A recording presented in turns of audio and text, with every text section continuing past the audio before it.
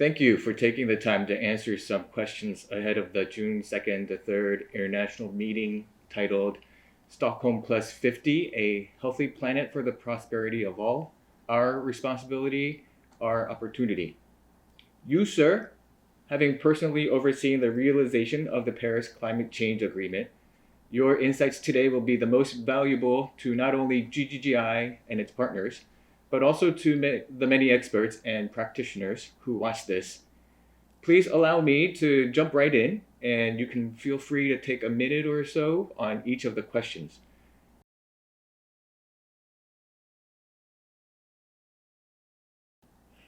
Thank you for your very good question.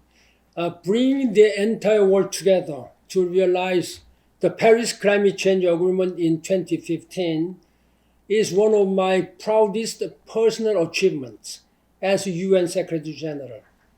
Signed by 197 state parties, the historic agreement gave us a clear game plan to confront the very serious and urgent threats to our planet.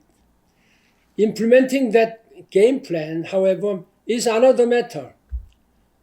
Some countries have made good progress, while others have not made satisfactory or even progress.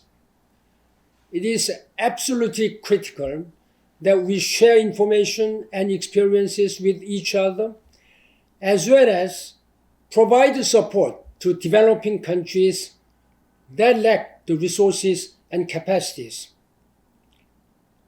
Overwhelming scientific evidence tells us that the window of opportunity to address climate change is closing fast. So inaction or half-hearted action is no longer an option. We now have to take serious, drastic actions if we want to leave a sustainable planet for our children and grandchildren. Thank you.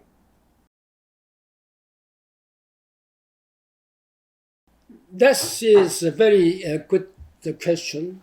Now, climate change is making our world less equitable because the poorest countries are often affected the most by climate change. It is reversing decades of progress in the fight against poverty and inequalities. On top of this, we have had to face another threat, the COVID-19 pandemic, which was devastating. Now, the invasion of Ukraine is posing grave threats in terms of food security, refugees, drastically rising costs of resources, and much more, all of which are much harder for the poorest countries to face and take our efforts away from fighting the climate crisis. But we cannot afford to put climate change on the back burner. The climate crisis is perhaps the greatest existential threat facing humanity, and challenges always come with opportunities to seize. A good example of this is how the Global Green Growth Institute, GGGI, in 2020 quickly focused on helping its member countries put in place green economic recovery measures that generate green jobs and are aligned with the Paris Climate Change Agreement. Thank you.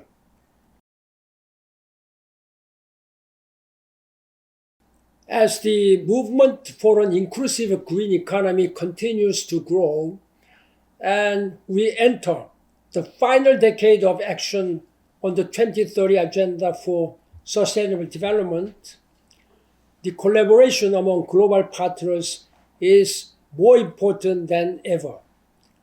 The theme of this Stockholm Plus 50 meeting, A Healthy Planet for the Prosperity of All, Our Responsibility, Our Opportunity, calls for renewed global efforts to protect and restore nature.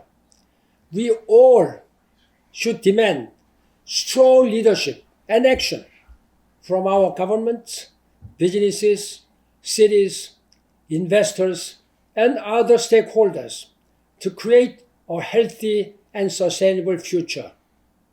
Thank you.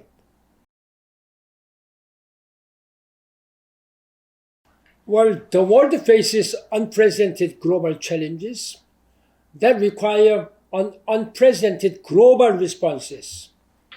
The climate crisis is too big for just one country, one industry, or one age group. And no one country, industry, or demographic group is immune from its consequences. We all need to work together to steer away from driving off a cliff together. The key is through collaboration and collective actions at the global and national levels, to communal and household levels, spanning beyond national borders, industries, and societal boundaries. We can still transform our economies and societies towards a sustainable and inclusive future, but only if we work together. Thank you. This international meeting, decided by the UN General Assembly, is being convened in a moment when we need to reflect on what has been achieved and where we need to go. The latest IPCC report, released in early April, shows that we are essentially out of time, and we need to make massive changes to energy, industry, transport, and our consumption patterns. I'd like to see promises turned into action. In order for that to happen, we need foremost to stop thinking that sustainable development means giving up growth or prosperity. Sustainable development does not mean stopping economic growth, and GGKP's projects to create green jobs or develop climate-smart agriculture have shown that. In fact, those who adopt the green growth model of environmentally sustainable and socially inclusive development early will have a head start, which will give them a comparative advantage.